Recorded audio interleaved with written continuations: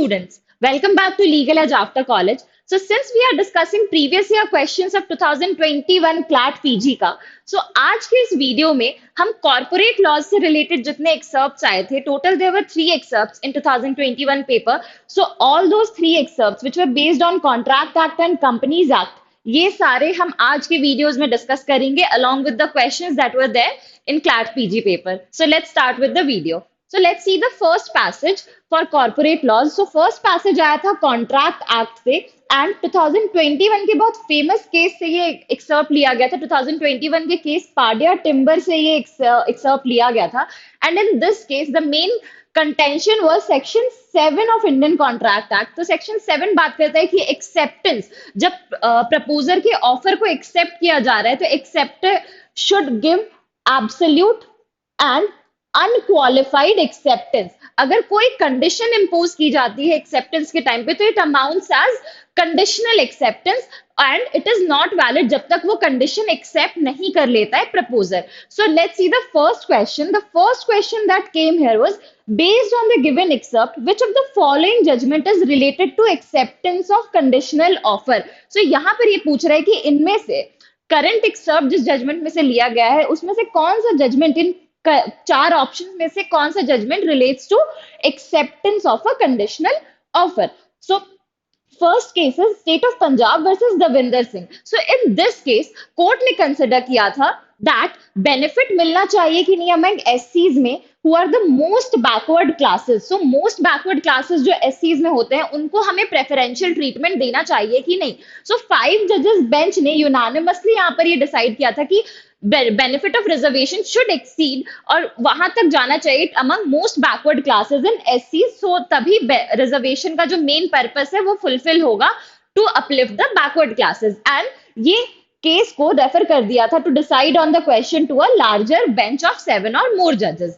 So next case is Padia timber company versus board of trustees of Visakhapatnam. So इस केस में हमारा डिस्कशन हुआ था about acceptance of conditional offer. जो हमने डिस्कस किया था सेक्शन 7 का डिस्कशन हुआ था कि acceptance should be absolute and unqualified और अगर कोई कंडीशन आता है तो जब तक कंडीशन एक्सेप्ट नहीं हो रहा है तब तक वो फाइनल कॉन्ट्रैक्ट नहीं बनता है. Next is Sonu versus Sonu Yadav. तो यहाँ पर इलाहाबाद हाईकोर्ट के जजमेंट को सेट असाइड करते हुए सुप्रीम कोर्ट ने कहा था कि इलाहाबाद हाईकोर्ट ने बेल का जजमेंट देते वक्त मेरिट को कंसिडर नहीं किया था इसलिए सेट असाइड कर दिया. Last is Akshay Kumar Singh versus state NCT of Delhi.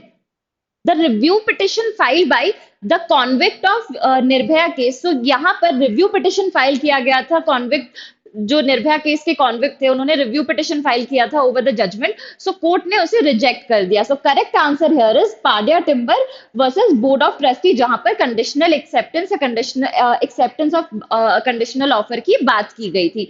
Next question देखते हैं. So next question is the acceptance must match with terms of offer. The given statement is known as.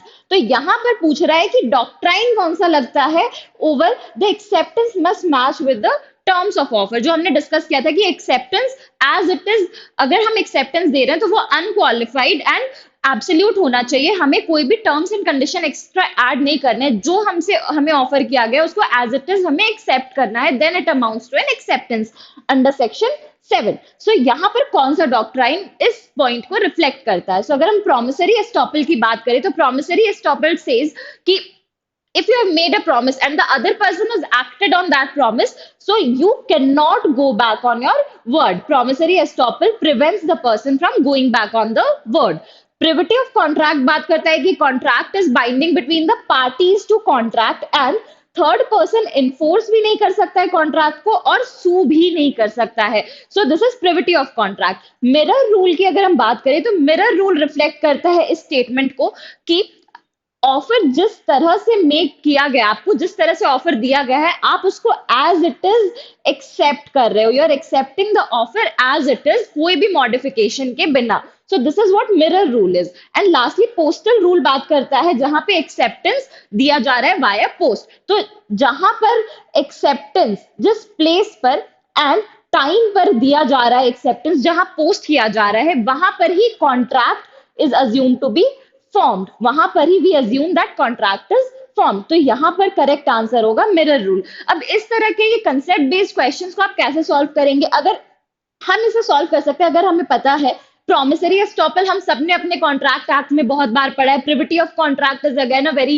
Important feature of contract act हमने पढ़ा, तो हमें इस तरह के question को सॉल्व करने के लिए बेसिक कंसेप्ट क्लैरिटी की जरूरत है, सो दैट हम अगर हम ये तीन जानते हैं, अगर हमें इन केस मिरर रूल नहीं भी पता है, if this rule is new for us, हमने पहली बार देखा हमें नहीं पता है, तो भी if you know about these three तो हम एलिमिनेशन मेथड से ऑप्शन गेस कर सकते हैं कि यहाँ पे सी होगा, बिकॉज प्रॉमिसरी एस्टॉपल यहाँ लग नहीं रहा है, कोई प्रॉमिस में एक्ट नहीं हुआ यहाँ पे, तो this is the initial stage of formation of a contract. Then privity भी नहीं लग रहा है बिकॉज कॉन्ट्रैक्ट फॉर्म नहीं हुआ है। पोस्टल रूल अगर हमें पता है, हमने पढ़ा है सेक्शन 4 कि किस तरह से कम्युनिकेशन एक्सेप्ट होता है, देन हमें पता चलेगा कि करेक्ट आंसर फिर यहाँ पे सी हो रहा है, बिकॉज ये सारे में से कोई भी डॉक्ट्राइन लग नहीं रहा है। सो नेक्स्ट क्वेश्चन देखते हैं।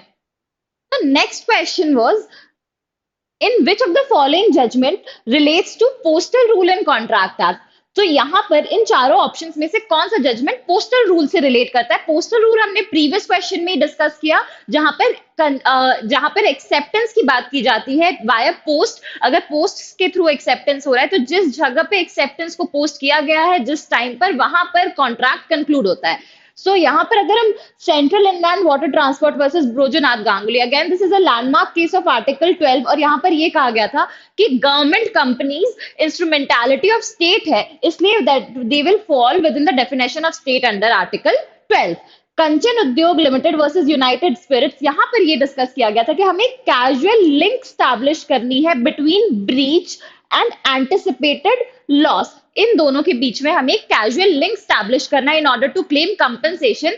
अगर हम ये लिंक स्टैब्लिश नहीं कर पा रहे हैं तो उस सिचुएशन में कंपनसेशन नहीं मिलेगा आपको, आपके बैड बार्गेन्स के लिए कंपनसेशन नहीं मिलता है।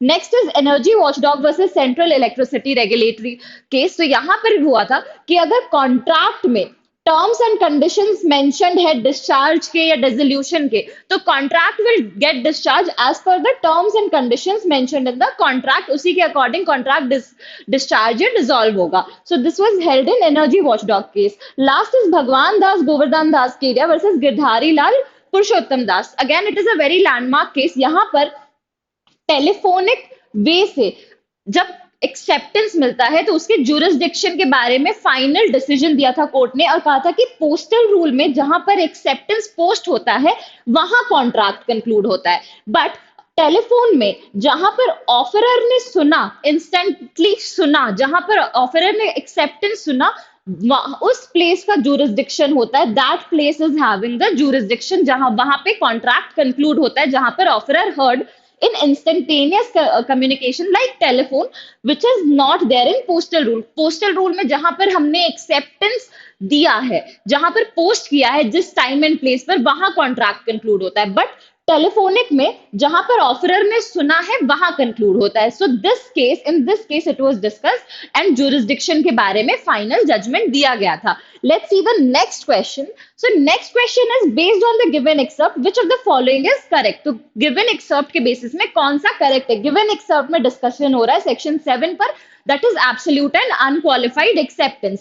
So first is, if the acceptance is conditional, offer can be withdrawn at any moment until absolute acceptance has taken place. So ये हमने देखा है कि अगर आपको जिस तरह से ऑफर किया जा रहा है आपको उसको एज इट इज एक्सेप्ट करना है। अगर आपने कोई भी टर्म्स एंड कंडीशंस डाले या मॉडिफिकेशन किया तो it amounts to conditional offer, counter offer. तो उस सिचुएशन पे आपको जब तक प्रपोजर ने आपका कंडीशन को एक्सेप्ट नहीं किया तब तक एक वैलिड कॉन्ट्रैक्ट कंक्लूड नहीं होता है। तो यहां पर है कि ऑफर कभी भी तब तक विड्रॉ किया जाता है अगर कंडीशनल एक्सेप्टेंस दिया गया है, तो offer can be withdrawn at any time until absolute acceptance has taken place. So this is correct. Next is, if the acceptance is conditional or it is not final, then there is concluded contract. So ये incorrect है क्योंकि जब तक हम condition को accept नहीं कर रहा है प्रपोजर, द कंडीशन जो यहाँ पे एक्सेप्टर ने डाला है कंडीशन, उसको जब तक प्रपोजर ने एक्सेप्ट नहीं किया तब तक कोई वैलिड कॉन्ट्रैक्ट कंक्लूड नहीं होता है। Next is, if there is no concluded contract still the liability to pay damage may be arise. तो जब तक कॉन्ट्रैक्ट नहीं बना तब तक लायबिलिटी टू पे डैमेज नहीं सिचुएशन में आता है। So again this is incorrect. Next is, if there is conditional offer cannot be withdrawn at any moment until absolute acceptance taken place. So यहाँ पर बोल रहा है कि कंडीशनल एक्सेप्टेंस के केस में ऑफर विड्रॉ नहीं किया जा सकता है until absolute acceptance has taken place. So it is contradictory to first one. ये भी इनकरेक्ट है क्योंकि हम ऑफर विड्रॉ कर सकते हैं, हम रिजेक्ट कर सकते हैं जब तक एब्सोल्यूट एक्सेप्टेंस हमें नहीं मिल जाता है. सो correct answer here is A. Let's see the next question. The university sent a letter regarding the offer of appointment to Mr. X at his postal address on June 10, 2021. However, Mr. X received a lead about the dispatch of offer from his friend Mr. Y, who is an employee of the university.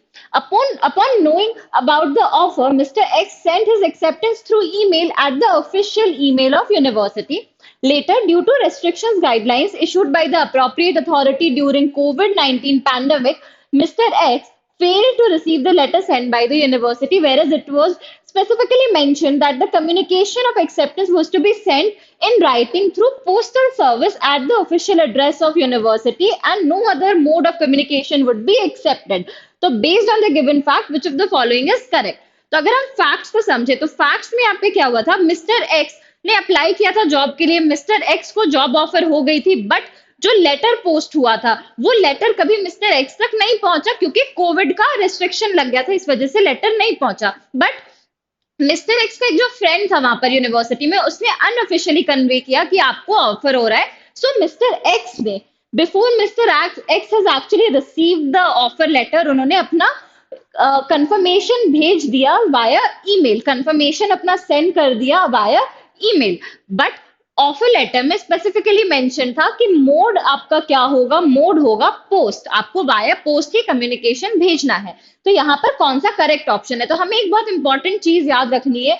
लालवन Shukla versus Gauri Dutt के case में एक बहुत important point था कि जब तक offer आपको communicate नहीं होता है तब तक कोई वैलिड एक्सेप्टेंस नहीं हो सकता है. ऑफर का कम्युनिकेशन इंपॉर्टेंट है, तब वैलिड एक्सेप्टेंस होगा. और एक्सेप्टेंस आपका प्रिस्क्राइब्ड मोड में ही होना चाहिए. Prescribed mode is important for valid acceptance. अब हम ऑप्शंस देखते हैं. Acceptance before completion of delivery of offer is valid, it is invalid क्योंकि ऑफर कभी कम्युनिकेट नहीं हुआ था. Acceptance before completion of delivery of offer is not valid. यहाँ पर बोल रहा है कि before completion of delivery of offer acceptance valid नहीं है. Next is a contract is always valid irrespective of completion of offer. So offer पहला stage होता है कॉन्ट्रैक्ट फॉर्मेशन का. सो अगर ऑफर ही कम्युनिकेट नहीं हुआ है तो कॉन्ट्रैक्ट एग्जिस्टेंस में नहीं आ सकता है. Last is acceptance bye mister x results in a valid contract. तो अगर कम्युनिकेशन ही नहीं हुआ है ऑफर का तो एक्सेप्टेंस इज नॉट वैलिड. तो करेक्ट आंसर यहाँ पर बी होगा. नेक्स्ट क्वेश्चन देखते हैं. Next question is which of the following is correct about acceptance of offer in a contract? acceptance of offer in a contract में क्या correct है? तो intention of offeree to accept may or may not be expressed with such certainty. वहां पर ambiguity की बात हो रही है. Next is an absolute and unqualified acceptance can never be inferred from conduct of offer. यहाँ पर ये बोल रहे हैं कि ऑफरी के कंडक्ट से हम absolute और unqualified acceptance which is mentioned in section 7 वो infer नहीं कर सकते हैं. Next is when there is a variation between the offer and acceptance, even in respect of any material term, acceptance can be said to be absolute and it results in formation of legal contract. तो हमने एक बहुत important magazine पढ़ा है that is consensus ad idem. तो अगर meeting of mind ही नहीं है ऑन मटेरियल टर्म्स तो एक्सेप्टेंस कभी वैलिड नहीं होगा और कॉन्ट्रैक्ट नहीं फॉर्म होता है. तो even this is incorrect because ये बेसिक पॉइंट है जो हमें पता होना चाहिए कॉन्ट्रैक्ट फॉर्मेशन का under contract act. Last is an absolute and unqualified acceptance may be inferred from the conduct of parties. So अगर section 8 हम देखें कॉन्ट्रैक्ट एक्ट का, तो यहाँ पर अब बात हो रही है कि हम implied acceptance दे सकते हैं कि नहीं.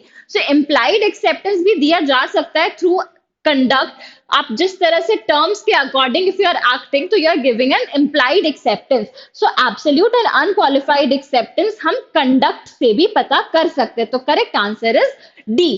So next passage is based on section 212 of Companies Act और ये एक्सर्प्ट लिया गया है serious fraud investigation office versus Rahul Modi के 2019 के केस से. तो इस केस का एक ब्रीफ मैं आपको बता देती हूँ. इस केस में बेसिकली ये सेक्शन 212 का डिस्कशन हुआ था और ये कहा गया था कि जो टाइमलाइन वहां पे मेंशन्ड है serious fraud investigation office SFIO के इन्वेस्टिगेशन के लिए वो टाइमलाइन डायरेक्टरी है या मैंडेटरी है? तो कोर्ट ने यहाँ पर 212 का लिबरल इंटरप्रिटेशन देते हुए कहा था कि ये timeline is not mandatory, it is directory, क्योंकि ऐसा कोई भी प्रोविजन मेंशन नहीं है कि अगर टाइमलाइन खत्म हुआ तो SFIO से इन्वेस्टिगेशन वापस ओरिजिनल इन्वेस्टिगेटिंग एजेंसी के पास चला जाएगा। तो if such kind of thing is not mention, तो यहाँ पर हमें लिबरल इंटरप्रिटेशन देने की जरूरत है और हमें ये बताना है कि डायरेक्टरी है और कोर्ट के पास पावर है to extend the timeline for investigation as per the facts and circumstances of the case. So let's see the first question.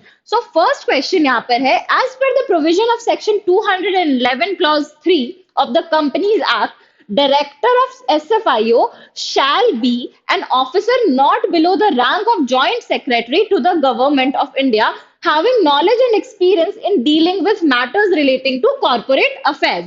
अब यहाँ पर पूछ रहे हैं नेचर क्या है इस प्रोविजन का, तो आपको यहाँ पर प्रोविजन मेंशन कर दिया है कि essential quality, bare minimum quality क्या है for a director of SFIO, and यहाँ पर वर्ड मेंशन्ड है शैल बी। तो हम अगर बेसिक इंटरप्रिटेशन ऑफ स्टैट्यूट जानते हैं तो will be able to find कि ये मैंडेटरी प्रोविजन है, क्योंकि शैल एक प्रोविजन को, यूज ऑफ द वर्ड शैल एक प्रोविजन को मैंडेटरी प्रोविजन बनाता है, मे से एक प्रोविजन डायरेक्टरी बनता है, बट शैल एक मैंडेटरी प्रोविजन बनाता है। Let's see the next question. So next question is, which principle of interpretation has been adopted by the court for interpretation of section 212 clause 3 of Companies Act 2013? तो हमने अभी देखा 212 clause 3 which talks about the timeline mention for SFIO, तो court ने वहां पर उसको एक लिबरल इंटरप्रिटेशन देते हुए कहा था कि हम एक्सटेंड कर सकते हैं as per the facts and circumstances of the cases. तो अगर मैं लिटरल इंटरप्रिटेशन की बात करूं तो ये एज इट इज स्टैट्यूट को डिफाइन करता है without leaving a scope for ambiguity, कोई एम्बिग्विटी का स्कोप हटा देता है। लिबरल इंटरप्रिटेशन में हम इंटेंशन ऑफ लेजिस्लेचर को फाइंड आउट करने की कोशिश करते हैं by looking behind the words of the statute. Strict interpretation में हम स्ट्रिक्ट सेंस में व्हाटएवर इज रिटन उसी को इंटरप्रेट करते हैं, and last option is both A and C। तो यहाँ पर लिबरल इंटरप्रिटेशन दिया गया था। सो next question would be, the court has considered that the investigation beyond the time period in the order of investigation shall be void, valid, irregular and unconstitutional। तो court ने यहाँ पर 212 क्लॉज 3 में ये कहा था कि इन्वेस्टिगेशन का अगर हम टाइम पीरियड इंक्रीज कर रहे हैं तो such order is valid. Liberal interpretation देते हुए कहा था कि एक्सटेंड कर सकते हैं बाय, क्योंकि हम वहां पर इंटेंशन ऑफ लेजिस्लेचर को ढूंढने की कोशिश कर रहे हैं, हम वहां पर डायरेक्टरी प्रोविजन उसे बता रहे हैं, जो टाइमलाइन मेंशन है that is a directory provision, it is not a mandatory provision. So वहां पर एक्सटेंशन का ऑर्डर पास किया जा सकता है। Let's see the next question. So next question is, as per the given accept a strict interpretation of expression within such period as may be specified in the order will attain the intention of legislature, defeat the intention of legislature, not prejudice the function of SFIO, both A and C। तो हम अगर excerpt देखें तो excerpt में भी court ने यही discuss किया था कि अगर हम स्ट्रिक्टली इंटरप्रेट करते हैं 212 क्लॉज 3 में जो भी हमारा टाइमलाइन मेंशन है फॉर SFIO के इन्वेस्टिगेशन के लिए, तो वो इंटेंशन ऑफ लेजिस्लेचर को डिफीट कर देगा, क्योंकि ऐसा कुछ भी वहां पे मेंशन नहीं है कि once the timeline has expired तो SFIO से इन्वेस्टिगेशन वापस ओरिजिनल इन्वेस्टिगेटिंग एजेंसी के पास चला जाएगा। If nothing as that sort of is mention, तो हम वहां पर बिहाइंड द वर्ड्स जाएंगे स्टैट्यूट के और हम उसको इंटरप्रेट करेंगे in order to attain the intention of legislature. अगर हम स्ट्रिक्टली इंटरप्रेट करते हैं तो it will defeat the provision of defeat the intention of legislature। Next question देखते हैं। Considering the expression of section 212 clause 6 of Companies Act, an offence under section 447 of the Companies Act shall be। तो यहाँ पर ये पूछ रहा है कि 212 क्लॉज 6 का अगर हम नेचर कंसिडर करें, जो वर्ड्स लिखे हैं, तो ऑफेंस 447 में फ्रॉड के ऑफेंस को क्या होगा, वो कॉग्निजेबल ऑफेंस है, नॉन कॉग्निजेबल है, नॉन बेलेबल है या कॉग्निजेबल एंड नॉन बेलेबल है। सो अगर हम 212 क्लॉज 6 का वर्ड्स पढ़ें, if we read out on the words, तो it starts with a non obstantive clause और एक प्रेसिडेंस देता है इस सेक्शन को ओवर CRPC, और ये कहता है कि जो भी ऑफेंस कमिट हुए under 447 of the companies act, तो वो offence are cognizable offence and कोई भी पर्सन को बेल पर हम रिलीज नहीं करेंगे, एग्जीक्यूटेड ऑन हिज ओन या फिर ओन बॉन्ड पे हम रिलीज नहीं करेंगे। सो इसको एक नॉन बेलेबल और कॉग्निजेबल ऑफेंस बनाता है। तो correct option is D. Next question for this passage and last question for this passage is the expression officers and employees under section 212 clause 5 of Companies Act denotes. तो 212 clause 5 का expression क्या denote करता है regarding officers and employees? तो यहाँ पर अगर हम wording पढ़े तो wording says कि those who are or who have been in the employment of company. So who are or who have been in the employment. तो ये बात करता है both past and present employees की। तो ये पास्ट और प्रेजेंट दोनों एम्प्लॉइज को कंसिडर करता है। ऑप्शंस देखते हैं। Existing employees of the company, person who has been in the employment of company, person who are or who have been in the employment of company, only directors of the company. तो it talks about person who have been in the employment of company. So अगर मैं बात करूं overall this passage की, तो इस passage में last के दो क्वेश्चंस थे which were based on the provision. बाकी क्वेश्चंस आपको पढ़ करके समझ में आ रहा था, you will be able to attempt. तो अगर हम इस तरह का कुछ फेस करते, जैसे सपोज मुझे नहीं पता है SFIO वर्सेस राहुल मोदी का केस और ये क्वेश्चन आया, if I am reading the questions, अगर मैं peacefully question reread कर रही हूँ, calm mind से read कर रही हूँ, तो I'm able to attempt at least 80% of the question मैं attempt कर पा रही हूँ। मुझे हो सकता है मुझे सेक्शन 212 के बारे में नहीं पता है कि 212 का क्लॉज 3 क्या बोलता है, क्लॉज 4 क्या बोलता है, 5 क्या बोलता है, मुझे नहीं पता है। तो मैं लास्ट के दो क्वेश्चन छोड़ सकती हूँ, बट बाकी सारे questions are on basic interpretation of statute, जो कि बेसिक नॉलेज पे बेस्ड है। सो हम उसे अटेम्प्ट कर सकते हैं। Around 80% question is it was easy from this passage. तो हमें वहां पर पैनिक नहीं करना है, हमें बेसिक कॉन्सेप्ट की क्लैरिटी रखनी है और कामली सोचना है, एक बार पढ़कर देखना है कि हम ये अटेम्प्ट कर पा रहे हैं कि नहीं। स्टिल अगर हमें ऑप्शंस में कंफ्यूजन होता है तो we will not attempt those question, क्योंकि वहां पर नेगेटिव मार्किंग होगी from the correct answers. So let's see the next and last passage on corporate laws. So last passage corporate law से जो आया था, that was based on section 4 of contract act about communication of offer and acceptance कब complete होता है। So this is what is discussed in this passage. So let's see the first question for this passage. First question was, in case a contract is entered into through an instantaneous mode of communication, which of the following is correct? Section 4 of Indian Contract Act is not applicable in stricto sensu. Section 4 of Indian Contract Act is applicable to the acceptance communicated by instantaneous mode of communication. Information Technology Act provides rules regarding the offer and acceptance when जब ये complete हो रहा है. And last is Information Technology Act expressly provides for instantaneous modes of communication. तो अगर हम section 4 देखें Indian contract act का, अगर if it see the section 4 of Indian contract act, तो ये बताता है कि एक्सेप्टेंस कब कंप्लीट हो रहा है या कम्युनिकेशन ऑफ ऑफर कब कंप्लीट हो रहा है। सो कम्युनिकेशन ऑफ ऑफर तब कंप्लीट होता है जब जिसको ऑफर कम्युनिकेट किया गया है उसके नॉलेज में आ जाए, एंड कम्युनिकेशन ऑफ एक्सेप्टेंस तब कंप्लीट होता है जब ऐसे कोर्स में आ गया है कि वो वापस रिवोक नहीं हो सकता, या फिर it comes to the knowledge of proposer. तो this is what is discussed in section 4 of Indian contract act. और अगर मैं इंफॉर्मेशन टेक्नोलॉजी एक्ट की बात करूं तो information technology act does not talks about offer and acceptance कब complete हो रहा है। तो correct answer here is B. Next question देखते हैं। Goods displayed in a shopping mall with price mentioned against each of them is an example of. So यहाँ पर ये पूछ रहा है कि जो भी शॉपिंग मॉल में गुड्स डिस्प्ले होते हैं प्राइस टैग के साथ, वो क्या है? वो ऑफर है, काउंटर ऑफर है, इनविटेशन है या एक्सेप्टेंस एंड एडवांस है? So it is an invitation to offer, क्योंकि हम जाते हैं काउंटर पर गुड्स लेकर के, तब we make an offer. Goods displayed is an invitation to offer. Offer हमारा डिफाइंड है 2A में, जहां पर हम विलिंगनेस कम्युनिकेट करते हैं कि हमें कुछ बेचना है या हम ये चीज चाहते हैं, we want you to do और abstain from doing something. So this is mentioned in 2A। Counter offer में जब हमें ऑफर किया जाता है तो हम उसके टर्म्स एंड कंडीशंस को मॉडिफाई कर देते हैं, तो that amounts to counter offer. और एक्सेप्टेंस इन एडवांस ये वैलिड नहीं होता है, ये हमने अपने प्रीवियस जो हमने डिस्कस किया था, फर्स्ट पैसेज डिस्कस किया था, वहां पर भी हमने देखा था। सो correct answer is C. Next question for this passage is, which of the following statement regarding section 2J of Indian Contract Act is not true? Section 2J जो बात करता है कि agreement void हो जाता है if it ceases to be enforceable by law. तो यहाँ पर इसमें से कौन सा statement is not true regarding 2J? तो यहाँ पर बात हो रही है फर्स्ट में, it deals with void contract due to ceasing of enforceability by law. Next is it deals with contract which is not void from its inception but later becomes void. तो again 2J में यही बात हो रही है कि contract ऐसा which later on वो it ceases to be enforceable by law, वो void हो जाता है. Next is it deals with agreement which is void from its inception. So ये इंसेप्शन से void की बात नहीं हो रही है, void ab initio के कॉन्ट्रैक्ट की बात नहीं हो रही है यहाँ पर.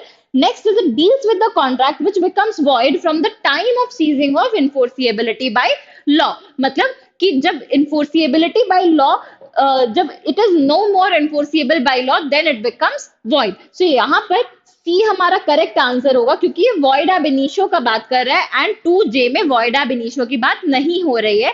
So यहाँ पर सी होगा. अगेन आप देख रहे होंगे कि यहाँ पर बहुत बेसिक प्रोविजंस पूछे जा रहे हैं. हमें अगर बेसिक नॉलेज भी है कॉन्ट्रैक्ट एक्ट का तो हम ये सारे क्वेश्चन सॉल्व कर पा रहे हैं. यहाँ पे बहुत ज्यादा एक्सटेंसिव केस बेस्ड नॉलेज की जरूरत नहीं पड़ रही है. सो हमें बेसिक जो प्रोविजंस है हमारे ऑफर किस सेक्शन में डिफाइंड है, क्या बोलता है, ये बेसिक जो कॉन्ट्रैक्ट वन था हमारा उसका knowledge is sufficient to solve around 80-90% of this passage. So let's see the next question. Next question is what is the effect of counter offer. यहाँ पे ये पूछ रहे हैं कि काउंटर ऑफर का क्या इफेक्ट होता है. तो counter offer leads to rejection of original offer, ये हमें पता है. Counter offer creates a binding contract on the basis of term specified in counter offer.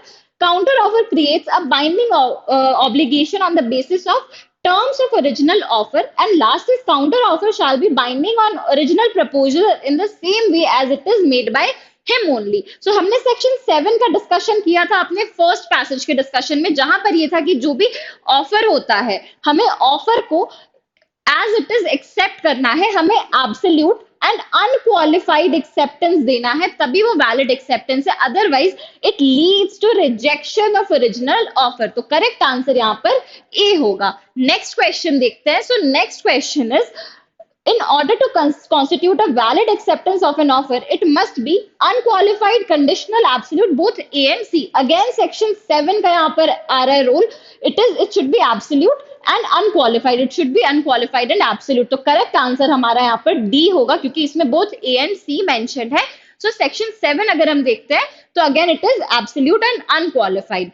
Let's see the next question and last question for corporate laws. Last question is to be legally valid contract there must be.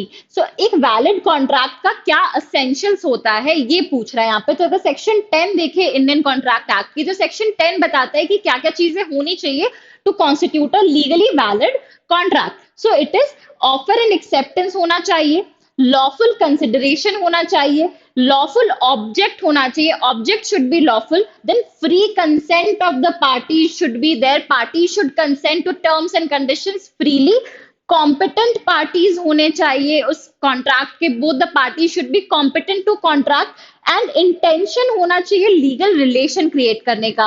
सो यहाँ पर हमारा correct answer है D, क्योंकि बाकी सारे options में something और the other is missing. तो अगर मैं इस पैसेज की भी बात करूं, ये सेट ऑफ 6 क्वेश्चंस जो कॉन्ट्रैक्ट एक्ट सेक्शन 4 पे थे, तो उस पे भी अगर आपको बेसिक नॉलेज है कॉन्ट्रैक्ट एक्ट का तो आप बहुत इजीली इस पैसेज को सॉल्व कर सकते हो. आप सारे के सारे क्वेश्चन सॉल्व कर सकते हो, बिकॉज ये कोई केस लॉज पे बेस नहीं था और बहुत इजी पैसेज आया था, बेसिक कॉन्सेप्ट से ये हो जाता सॉल्व. सो हमें अगेन बेसिक कॉन्सेप्ट्स पढ़ने हैं. So this was all what came from corporate laws section. अगर आपको और भी sections पे ऐसी videos चाहिए तो आप हमें comment box में बताइए. We'll bring more such videos on different sections of CLAT 2021 PG के पेपर से. लास्टली इन सारे इंपॉर्टेंट इंफॉर्मेशन के बीच में हमें एक बहुत इंपॉर्टेंट इंफॉर्मेशन मिस आउट नहीं करनी है, वो ये कि YouTube पर जाकर legal edge after college type करना है और चैनल को सब्सक्राइब करना है और हमें मोटिवेट करना है कि हम और ऐसे रेलेवेंट वीडियोस आपके लिए लाते रहें. Thank you.